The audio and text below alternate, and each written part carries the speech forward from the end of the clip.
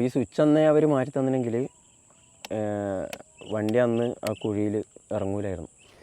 നമ്മളെപ്പോഴും helmet use ചെയ്യുമ്പോൾ first ഒന്ന് ഇതിൻ്റെ ഉള്ളും തട്ടണം കേട്ടോ. കാരണം നിങ്ങൾ കയറിക്കൂടിയെങ്കിൽ അത് ചെവിട്ടിലെല്ലാം കയറും. ഇതാ ഇവിടെ നമുക്ക് മൊബൈൽ ചാർജ് ചെയ്യേണ്ട സംഭവമുണ്ട്. കണ്ടോ ഈ വണ്ടീൻ്റെ ഇതെന്ന് വെച്ചാലേ കൊടുക്കുമ്പോൾ വണ്ടി പായും. ഓക്കെ, വണ്ടി കിട്ടലും പോലെ പായും കേട്ടോ. ഹൈ ഫ്രണ്ട്സ്, എന്താണ് വിശേഷം? സുഖമല്ല എല്ലാവർക്കും? അപ്പോൾ വീട്ടിലല്ല കേട്ടോ.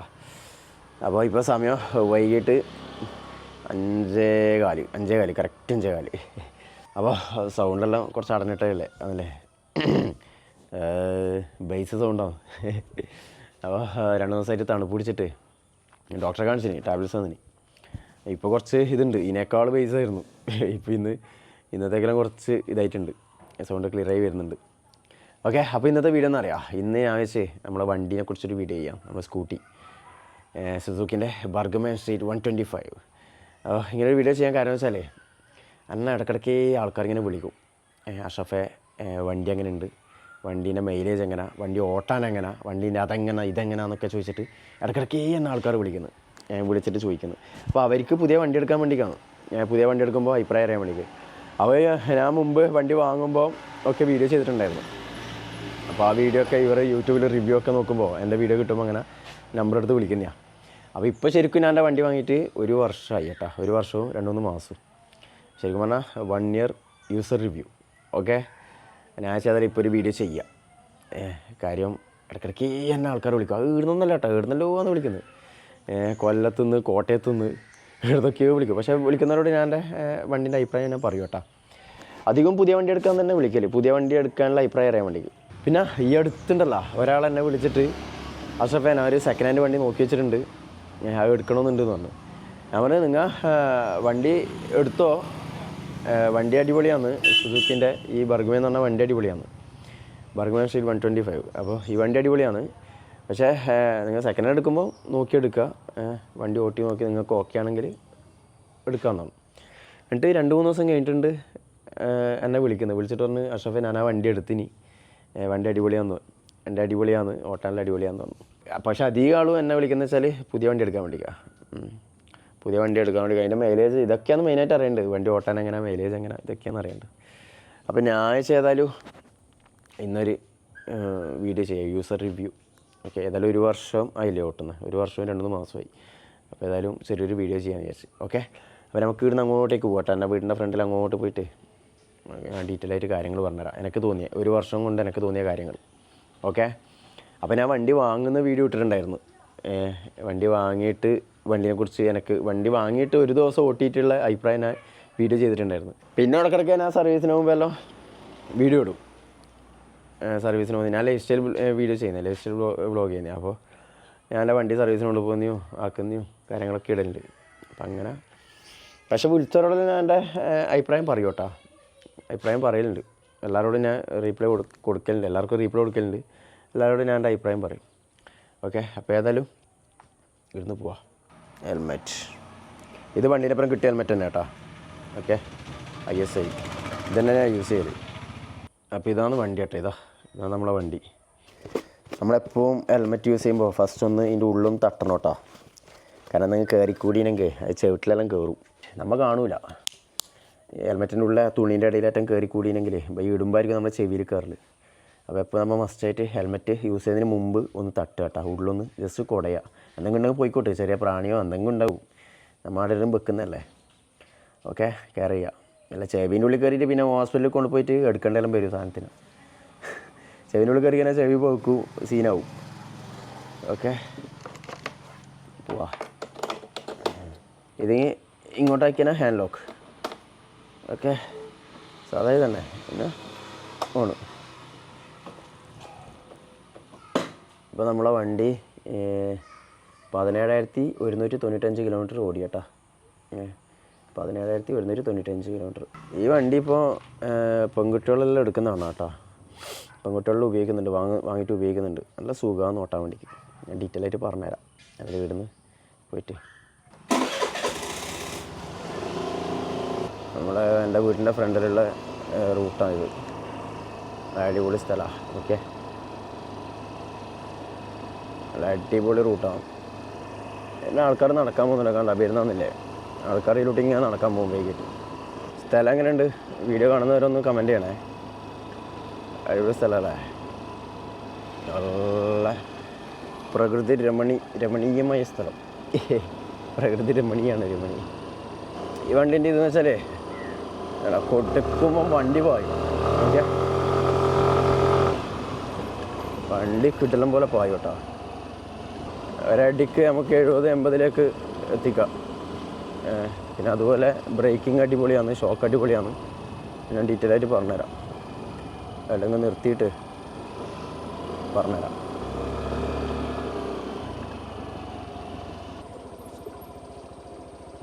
അപ്പോൾ വണ്ടീനെക്കുറിച്ച് ഞാൻ ആദ്യം തന്നെ പറയാം. വണ്ടി അടിപൊളി വണ്ടിയാണ് കേട്ടോ, എനിക്ക് ഇഷ്ടപ്പെട്ട വണ്ടിയാണ്. കാര്യം ഞാൻ ഈ വണ്ടി എടുക്കുമ്പോൾ തന്നെ ഞാൻ 2-3 കമ്പനീൻ്റെ വണ്ടി ഓട്ടി നോക്കിയിന്. എനിക്ക് ഓട്ടി നോക്കിയ വണ്ടിയിൽ ഇഷ്ടപ്പെട്ട വണ്ടി ഇതാണ്.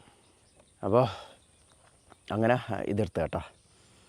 പിന്നെ ഓട്ടാൻ അടിപൊളിയാണ്, നല്ല സുഖമാണ് ഓട്ടാൻ.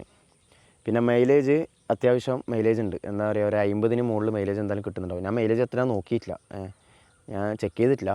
പക്ഷെ എന്തായാലും എനിക്ക് തോന്നുന്നു ഒരു 50 കിലോമീറ്ററിന് മുകളിൽ മൈലേജ് കിട്ടുന്നുണ്ട്, ഉറപ്പാണ്.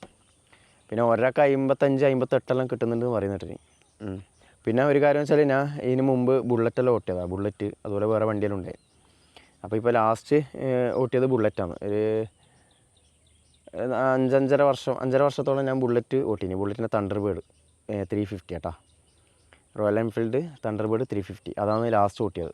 ലാസ്റ്റ് ഒരു 5.5 വർഷം ഞാനത് യൂസ് ചെയ്തിന്. അതിന് ശേഷമാണ് ഇതെടുക്കുന്നത്. 5.5 വർഷം റോയൽ എൻഫീൽഡിൻ്റെ തണ്ടർബേർഡ് യൂസ് ചെയ്തിട്ട് ഇതെടുത്തത്. ഇതിപ്പം 1 വർഷവും 2 മാസവും. അപ്പോൾ എനിക്ക് എൻഫീൽഡിൽ നിന്ന് നേരെ ഇതിലേക്ക് വരുമ്പോൾ ഭയങ്കര ചേഞ്ചായിരുന്നു തോന്നിയത്.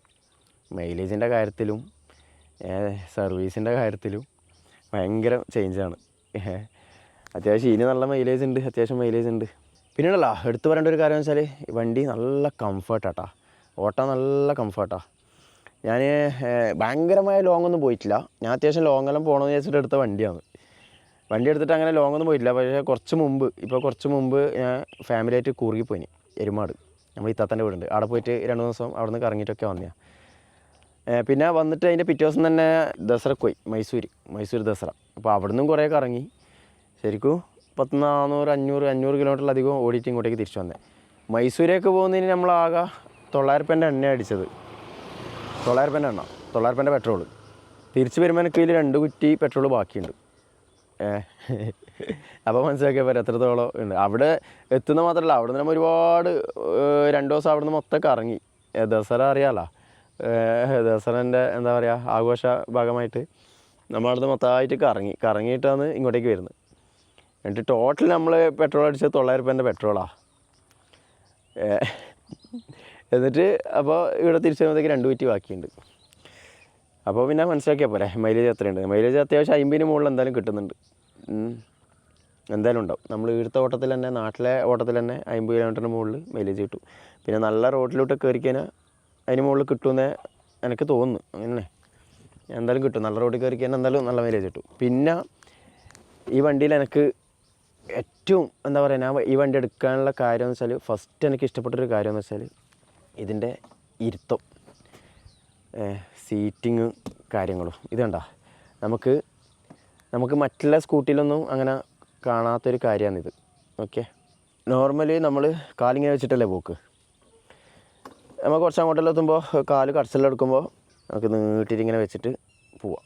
കാറിലെല്ലാം കാല് വെക്കുന്ന പോലെ കണ്ട, കാറിലെല്ലാം ഇരുന്നിട്ട് പോകുന്നില്ലേ, ആ ഒരു ഇതിൽ പോവാം. എന്നിട്ട് കാലടച്ച് വെക്കുമ്പോൾ നമുക്ക് ആദ്യം ഇങ്ങനെ വെക്കാം. കണ്ട, ഈ ഒരു സെറ്റപ്പാണ് എനിക്ക് ഭയങ്കര ഇഷ്ടപ്പെട്ടത്. നല്ല ഫ്രീ ആയിട്ട് ഇങ്ങനെ പോവാം, നല്ല സുഖമാണ്. പിന്നെ ഇതിൻ്റെ ഹാൻഡിൽ കണ്ട, ഇത് നമ്മളെ ബൈക്കിൻ്റെ ഹാൻഡിൽ പോലെ ഇത് മാത്രമേ തിരിയുള്ളൂ, ബോഡി തിരിയില്ല. മറ്റുള്ള സ്കൂട്ടിക്കെല്ലാം ബോഡി തിരിയില്ലേ, ഇത് തിരിയില്ല. ഇത് ഹാൻഡിൽ മാത്രം നമുക്കിങ്ങനെ കൈകാര്യം ചെയ്യാം. കണ്ട, പിന്നെ ഇവിടെ സുസുക്കിൻ്റെ ഒരു ലോഗോ ഉണ്ട്. പിന്നെ ഉള്ള കാര്യങ്ങളെല്ലാം ഞാൻ പറഞ്ഞുതരാം. ഇവിടെ നമുക്ക് മൊബൈൽ ചാർജ് ചെയ്യേണ്ട സംഭവമുണ്ട്. കണ്ട, ഇത് തുറന്നു കഴിഞ്ഞാൽ ഞാൻ കാണിച്ചു തരാം. ലൈറ്റ് കണ്ട, ബ്ലൂ ലൈറ്റ്. നമുക്ക് മൊബൈൽ ചാർജ് ചെയ്യാം. അതിനുള്ള കേബിൾ കുത്തുക, എന്നിട്ട് മൊബൈൽ നമുക്ക് ഇതിൻ്റെ ഉള്ളിൽ വെക്കാം. എന്നിട്ട് ഇത് അടച്ചു കഴിഞ്ഞാൽ വെള്ളവും കയറില്ല, വാട്ടർ പ്രൂഫായി. കണ്ട, ഇതിൻ്റെ ഉള്ളിലേക്ക് വെള്ളം കയറില്ല, മൊബൈൽ സേഫായി. മൊബൈൽ ചാർജ് ചെയ്തിട്ട് ചാർജ് കുത്തിയിട്ട് അതിൽ വെക്കുക. ചാർജ് കുത്താത്ത സമയത്ത് ഇതിനൊരു അടപ്പുണ്ട്, അതിട്ടിട്ട് അടച്ചു വെക്കുക. എന്താ മഴയത്തൊന്നും വെള്ളം കയറില്ല. പിന്നെ ഇവിടെ ഒരു വാട്ടർ ബോട്ടിൽ വെക്കേണ്ട സ്ഥലമുണ്ട്. കണ്ട, ഇവിടെ നിന്ന് നമുക്ക് എല്ലാ സ്കൂട്ടിക്കുള്ള പോലെ എന്തെങ്കിലും സാധനങ്ങൾ കൊളത്താം. വല്ല ഉറപ്പൊന്നും ഉണ്ടാവില്ല, ജസ്റ്റ് നമുക്കൊരു കുറച്ച് ചെറിയ ചെറിയ സാധനങ്ങളൊക്കെ കൊളത്താം. അതുകൊണ്ട് ഞാൻ ഇവിടെ അങ്ങനെ കൊളത്തില്ല. ഇവിടെ അത്യാവശ്യം ചെറിയ ചെറിയ സാധനങ്ങളൊക്കെ നമുക്ക് കൊളത്താം. പിന്നെ ഇവിടെ ഒരു സീറ്റിൻ്റെ ഇവിടെ ഇങ്ങനെ ഒരു കണ്ട ഒരു കൊളത്തുന്ന സാധനമുണ്ട്. നമുക്കെന്തെങ്കിലും അത്യാവശ്യം സാധനങ്ങളൊക്കെ ഇവിടെയും കൊളത്താം. പിന്നെ സീറ്റിൻ്റെ ഉള്ളിൽ ഒരു ഹെൽമെറ്റ് വെക്കേണ്ട സ്പേസ് ഉണ്ട്. ഇപ്പം മഴക്കോട്ട് ഞാനിങ്ങനെ എടുത്തിട്ടതാണ്. എന്താ ഒരു ഹെൽമെറ്റ് വെക്കേണ്ട സ്പേസ് ഉണ്ട്. പിന്നെ പെട്രോൾ അടിക്കേണ്ട ഇവിടെയാണ്. അതാണ് ചെറിയൊരു ഇത്. നമ്മൾ സീറ്റിൽ നിന്ന് ഇറങ്ങിയിട്ട് ഇത് ഊരണം. ഓരോ വണ്ടിക്കെല്ലാം ബാക്കിലൊക്കെയാണ് പെട്രോളിൻ്റെ ഇത് വരുന്നത്. അതാകുമ്പോൾ വണ്ടിയിൽ നിന്ന് ഇറങ്ങണ്ട. ഇതിപ്പോൾ നമ്മൾ വണ്ടിയിൽ നിന്ന് ഇറങ്ങണം. ബാക്കിലിരിക്കുന്നവരും ഇറങ്ങണം, ഫ്രണ്ടിലിരിക്കുന്നവരും ഇറങ്ങണം. ഇറങ്ങിയിട്ട് ഇത് ഊരിയിട്ട് കാണിച്ചു കൊടുക്കണം പെട്രോൾ അടിക്കണമെങ്കിൽ. അപ്പോൾ ഇതാണ് ഇതിൻ്റെ മെയിനായിട്ട് ഹൈലൈറ്റ് ചെയ്യുന്ന സംഭവം. പിന്നെ ഇതിൻ്റെ സ്പീഡ് എന്ന് വെച്ചാൽ വണ്ടി നമ്മൾ സ്റ്റാർട്ടാക്കിയിട്ട് എന്താ പറയുക, ആക്സിലേറ്റർ കൊടുക്കുമ്പോൾ തന്നെ സിമ്പിളായിട്ട് നമുക്ക് ഒരു 70-80 സ്പീഡ് പോകാൻ കഴിയും. അടിപൊളിയാണ്. ടാപ്പ് പറഞ്ഞിട്ട് അങ്ങ് സാധനം കയറും. ഞാൻ അത്രയും പോക്കില്ല. ഞാൻ ഒരു മിനിമം ഒരു 50-60 ആ റേഞ്ചിലേ ഞാൻ പോക്കില്ലോ. ഒരു നോർമൽ സ്പീഡിലേ ഞാൻ പോക്കില്ലോ. ഞാൻ ഭയങ്കരമായ സ്പീഡിലൊന്നും പോക്കുന്നില്ല. അപ്പോൾ പക്ഷേ പെട്ടെന്ന് കൊടുക്കുമ്പോൾ കയറി പോകുന്നുണ്ട്. നല്ല അടിപൊളിയായിട്ട് നല്ല പവറുണ്ട്. സാധനങ്ങൾ കയറിയിട്ട് പോകുന്നുണ്ട്. പിന്നെ ഇതിൻ്റെ മിറർ അത്യാവശ്യം മോശമില്ല, നല്ല വിസിബിളായിട്ടുള്ള മിററാണ്. എന്താ നല്ല ഫുള്ളായിട്ട് കാണാൻ പറ്റുന്ന മിററാണ്. വണ്ടി ഓടുമ്പോൾ അങ്ങനെ വലിയ മിററിൽ വലിയ വൈബ്രേഷനും കാര്യങ്ങളൊന്നും ഇല്ല. വണ്ടിക്ക് വൈബ്രേഷൻ ഇല്ല കേട്ടോ. വൈബ്രേഷൻ ഇല്ലാത്ത സൈലൻറ്റ് വണ്ടിയാണ്, നല്ല വണ്ടിയാണ്, നല്ല സൈലൻ്റായിട്ട് ഓടുന്ന വണ്ടിയാണ്. പിന്നീടല്ല മെയിനായിട്ടുള്ള കാര്യം എന്ന് വെച്ചാൽ നമ്മൾ വണ്ടീൻ്റെ സ്റ്റാൻഡ് തട്ടാണ്ട് വണ്ടി സ്റ്റാർട്ടാവില്ല. സ്റ്റാൻഡ് ഇട്ട് വെച്ചാൽ നമുക്ക് സെൽഫ് എടുക്കില്ല. സ്റ്റാൻഡ് നമ്മൾ തട്ടിക്കഴിഞ്ഞാൽ സെൽഫ് വർക്കാവും.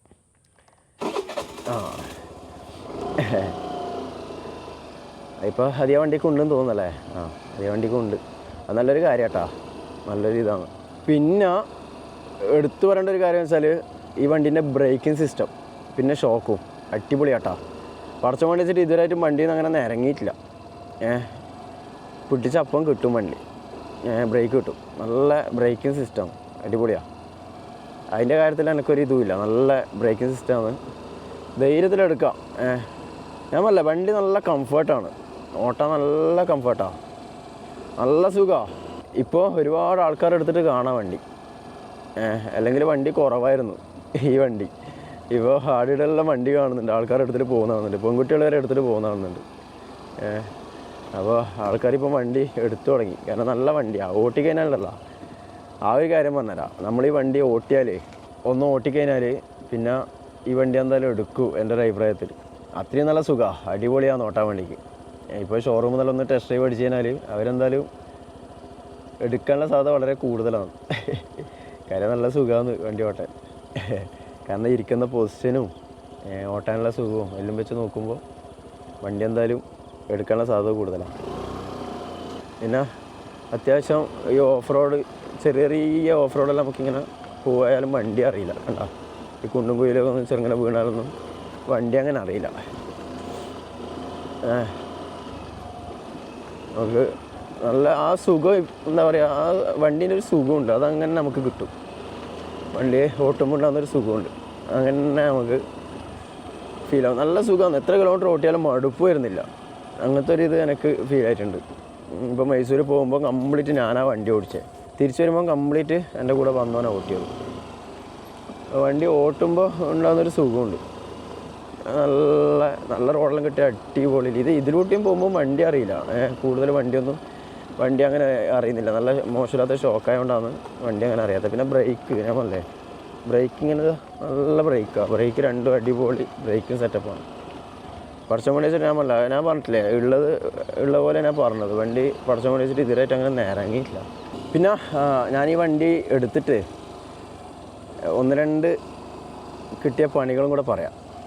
ചെറിയ പണികൾ, വലിയ പണിയൊന്നുമില്ല, ചെറിയ 1-2 പണികൾ പറയുമ്പോൾ എല്ലാം പറയണ്ടേ. സംഭവിച്ചാൽ ഞാൻ കുറച്ച് മുമ്പ് തഫീനും ഇനുവിനും കൂട്ടിയിട്ട് കാനങ്ങാടേക്ക് പോയിട്ടുണ്ടായി വണ്ടി എടുത്തിട്ട് നമ്മളെ റൈനാസ് ബ്രോൻ്റെ അടുത്തേക്ക്. അപ്പോൾ പോകുന്ന സമയത്ത് റോഡ് പണി എടുക്കലായിരുന്നു. നീലേശ്വര ഭാഗത്ത് എത്തിയാലും വണ്ടീൻ്റെ ടയർ ഒരു കുഴിയിൽ വീണ്. കുഴിയിൽ പിന്നെ ഇറങ്ങി കയറിയ പാട് അടുത്ത കുഴിയിലേക്ക് വീണു. അടുപ്പിച്ച് 1-2 കുഴി. അത് മോശമില്ലാത്ത കുഴിയായിരുന്നു. കുഴിയിലേക്ക് ടയർ വീണ് കയറി അടുത്ത കുഴിയിൽ വീണ് കയറുമ്പോഴത്തേക്ക് വണ്ടീൻ്റെ മീറ്റർ എറായി. മീറ്റർ ഓഫാകുന്ന ഓണാന്ന് മിന്നുന്ന് കിടന്നു ഇതന്നെ ഇങ്ങനെ സംഭവിക്കാൻ തുടങ്ങി.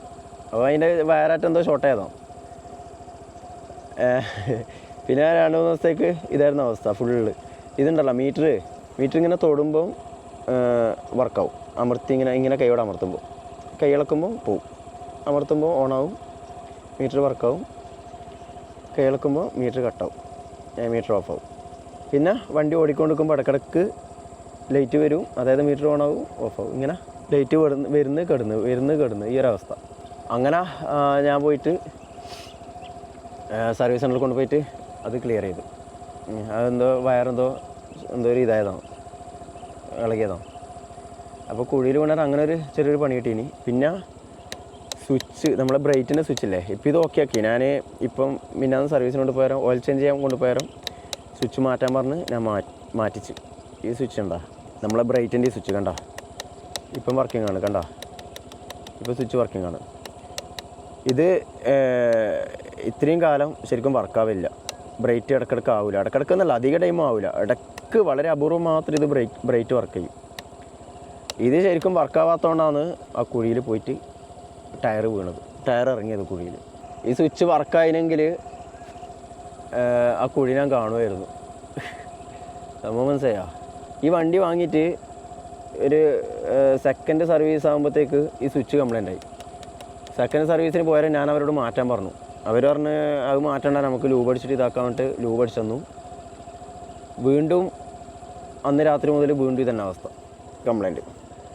എന്നിട്ട് പിന്നെ വീണ്ടും തേർഡ് സർവീസിന് പോയാലും ഞാൻ പറഞ്ഞു, അവർ വീണ്ടും ലൂബ എന്തോ അടിച്ചെന്ന് പറഞ്ഞിട്ട് സ്വിച്ച് മാറ്റണ്ടെന്ന് പറഞ്ഞു. അങ്ങനെ ഫോർത്ത് സർവീസിന് പോയാലും ഞാൻ പറഞ്ഞു, മാറ്റിയിട്ടില്ല. എന്നിട്ട് ഇപ്പോൾ ഓയിൽ ചേഞ്ച് ചെയ്യാൻ പോയാലും ഇപ്പം ഫോർത്ത് സർവീസ് കഴിഞ്ഞ് ഒരു പെയ്ഡ് സർവീസും കഴിഞ്ഞ് ഇപ്പോൾ ഓയിൽ ചേഞ്ച് ചെയ്യാൻ പോയാലാണ് ഞാൻ പറഞ്ഞു ഇത് മാറ്റിയേ പറ്റൂ, കാരണം ഇത് വർക്കാവുന്നില്ല. ഇത് വർക്കാവാത്തതുകൊണ്ടാണ് ഞാനന്ന് കാനങ്ങാട് പോകുമ്പോൾ വണ്ടി കുഴിയിൽ പോയി ചാടിയത്. അപ്പോൾ ഈ സ്വിച്ച് അന്നേ അവർ മാറ്റി തന്നില്ലെങ്കിൽ വണ്ടി അന്ന് ആ കുഴിയിൽ ഇറങ്ങൂലായിരുന്നു. കാരണം ഞാൻ ആ കുഴി കാണും. പക്ഷേ അവർ ഇത്രയും മുന്നോട്ട് ഇങ്ങനെ കൊണ്ടുപോയി, സ്വിച്ച് മാറ്റണ്ട പറഞ്ഞിട്ട് കൊണ്ടുപോയി. അതുകൊണ്ടാണ് അന്ന് കാനങ്ങാട് പോകുമ്പോൾ കുഴി കാണാൻ. കാരണം ബ്രേറ്റ് വർക്ക് ചെയ്യുന്നില്ല, ബ്രേറ്റ് ഇട്ടിട്ട് ബ്രേറ്റ് വർക്ക് ചെയ്യുന്നില്ല. അപ്പോൾ പിന്നെ കുഴി കാണുന്നില്ല. അങ്ങനെ പോയിട്ട് വണ്ടി കുഴിയിലിറങ്ങി കയറി, വീണ്ടും ഇറങ്ങി കയറി.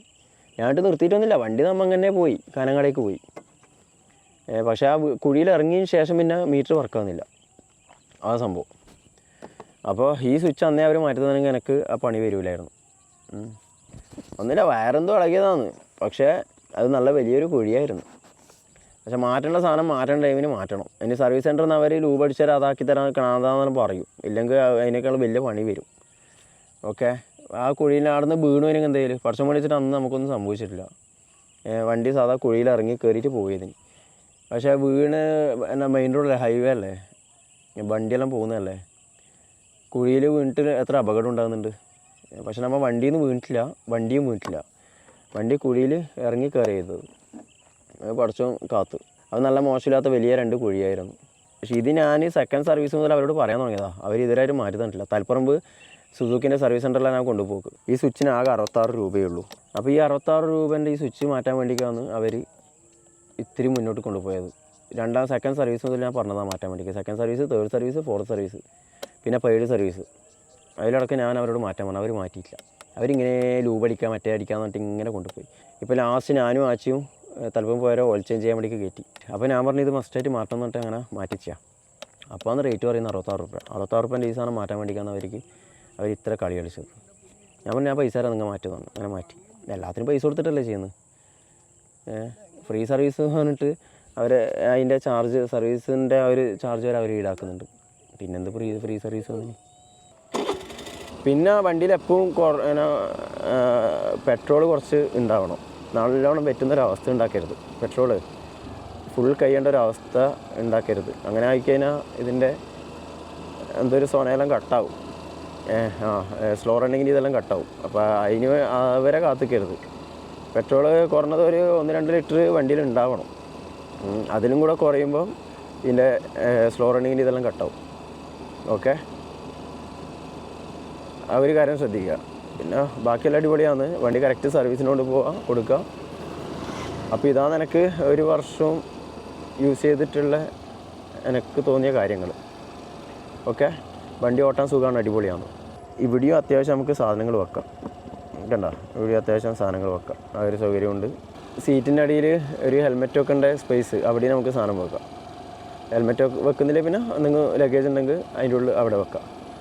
അത് കുറച്ച് ഹീറ്റാവട്ടെ. അത് എല്ലാ സ്കൂട്ടിക്കും അതിൻ്റെ ഉള്ളിൽ സാധനം വെച്ച് കഴിഞ്ഞാൽ ഹീറ്റാകുന്നുണ്ട്. കാര്യം എഞ്ചിനല്ല അതിൻ്റെ അടിയിൽ. അപ്പോൾ അതിൻ്റെ ഉള്ളിലുള്ള സാധനം കുറച്ച് കഴിഞ്ഞിട്ട് എടുക്കുമ്പോൾ ഹെൽമെറ്റെല്ലാം ഹെൽമെറ്റ് ചെറുങ്ങനെ ഒരു ഹീറ്റ് അടിക്കുന്നുണ്ട്. ഹെൽമെറ്റ് ഹീറ്റായിട്ടുണ്ടാവും. അതുകൊണ്ട് ഞാൻ അങ്ങനെ ഹെൽമെറ്റ് വെക്കലുണ്ട്. പക്ഷേ ഹെൽമെറ്റ് വെച്ച് കഴിഞ്ഞാൽ അതിൻ്റെ ഉള്ളിൽ ഹെൽമെറ്റിന് ചൂടുണ്ടാവില്ല. വണ്ടി അടങ്ങും ഹെൽമെറ്റ് അതിൻ്റെ ഉള്ളിൽ വെച്ചിട്ട് വണ്ടി അടങ്ങ് സൈഡാക്കിയെങ്കിൽ ബയ്യ വന്നിട്ട് എടുത്ത് നോക്കുമ്പോഴത്തേക്ക് ഹെൽമെറ്റ് ചൂടായിട്ടുണ്ടാവും. എല്ലാ വണ്ടിക്കും അങ്ങനെ. അതിൻ്റെ അടിയിൽ എഞ്ചിനായതുകൊണ്ടുള്ള ഇതാണ്, വേറൊന്നുമില്ല. പിന്നെ ഒരിത് എന്നെ പെട്രോൾ അടിക്കണമെങ്കിൽ സീറ്റ് തുറക്കണം, സീറ്റ് ഓപ്പൺ ആക്കണം. അത് പിന്നീട് മാറ്റുമായിരിക്കും. ആ ഒരു സെറ്റപ്പ് പുറത്ത് കൊണ്ടുവന്നിട്ട് ചെയ്യുമായിരിക്കും. അത് പിന്നീട് അതിൻ്റെ എന്തെങ്കിലും വരുമായിരിക്കും. അവൻ എൻ്റെ തിരിച്ച് വീടെത്തി. നമ്മൾ തിരിച്ച് വീട്ടിൻ്റെ അടുത്തെത്തി. അങ്ങനെ മരുവായി കേട്ടാ. അവനാ വീഡിയോ തന്നെ പോയി കേട്ടാ.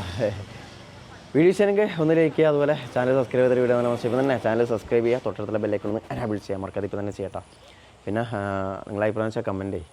ഓക്കെ, വണ്ടീനെക്കുറിച്ചുള്ള അഭിപ്രായം ഉണ്ടെങ്കിൽ ചോദിച്ചോ, പറഞ്ഞുതരാം. പിന്നെ എൻ്റെ ഇൻസ്റ്റാഗ്രാം അക്കൗണ്ട് ഉണ്ട്, ഒന്ന് ഫോളോ ചെയ്യട്ടാ. ഓക്കെ, അഷ്റഫ് കണ്ണൂർ സെർച്ച് ചെയ്താൽ മതി. അവനാ നെക്സ്റ്റ് വെക്കണം. അപ്പോൾ ബൈ ബൈ അപ്പിക്കും.